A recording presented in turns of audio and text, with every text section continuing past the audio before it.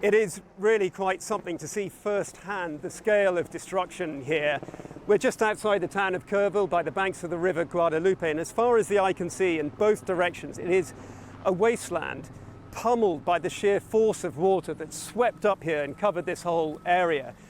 We're on one particular plot where there were, on Thursday night, 28 mobile homes. By Friday morning, all of them had gone. A few hundred yards away, there's another holiday park. 60 cabins there, static cabins, dozens of mobile homes. Apparently, every single one of them swept away in the flooding. And in the last half hour, we've just heard that another 3 bodies have been found in Kerr County, bringing the total number of confirmed deaths from the flooding now to 109. Emotions here, understandably, are still very raw.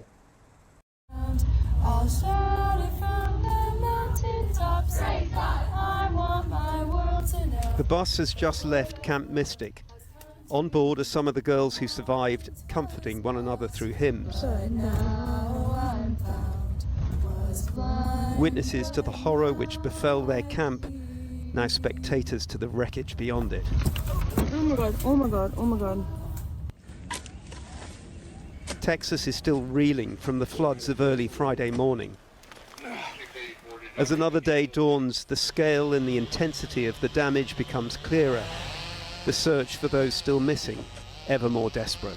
We found 2 young girls up near the Hunt store, and then about 10 o'clock we found another little girl wrapped up in debris in a tree. The rangers and the troopers were able to help us get her out of the tree, and they did let me know that she was one of the Mystic Camp girls that went missing.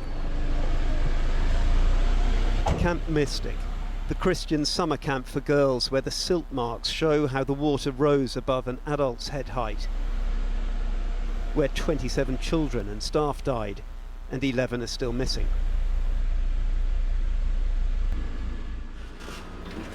All along the Guadalupe River lie the shredded remains of mobile homes.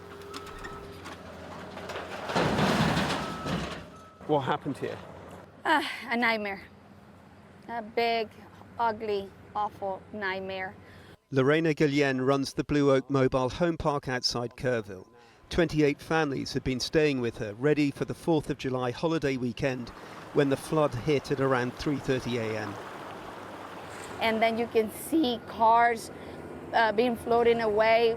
You can see the lights and you can hear honking and screaming, and you can see hands banging against the windows. People was screaming. There was so much screaming.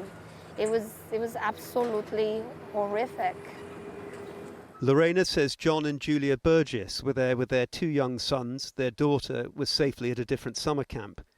As they became stranded, Lorena's husband waded in to try to help. And the father that was walking this way with the 2 babies, and there was, water all the way to their waist, and he was, trying to make this way, and my husband was like, "Throw me your baby so I can, save your baby." And then a wave came and it took them both, and of course, the man with the babies just got swept away. It is still difficult to quantify how many across this part of Texas lost permanent homes. Like Nick Penagochu, his life savings just invested in a mobile home here, his only home. He watched it swept away in minutes, is now in a temporary shelter. What comes next, we ask? Yeah, I don't know. I know that the Schreiner College and some of the local facilities don't have shelter anymore for the homeless.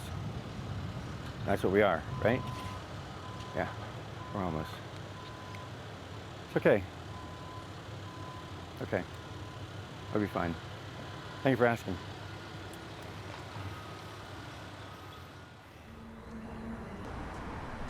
"70 miles away in San Antonio, they gathered for a vigil last night for those who died.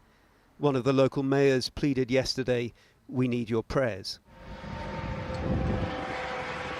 A world of increasingly frequent extreme weather events has its latest focal point in the chaos of this hill country flooding.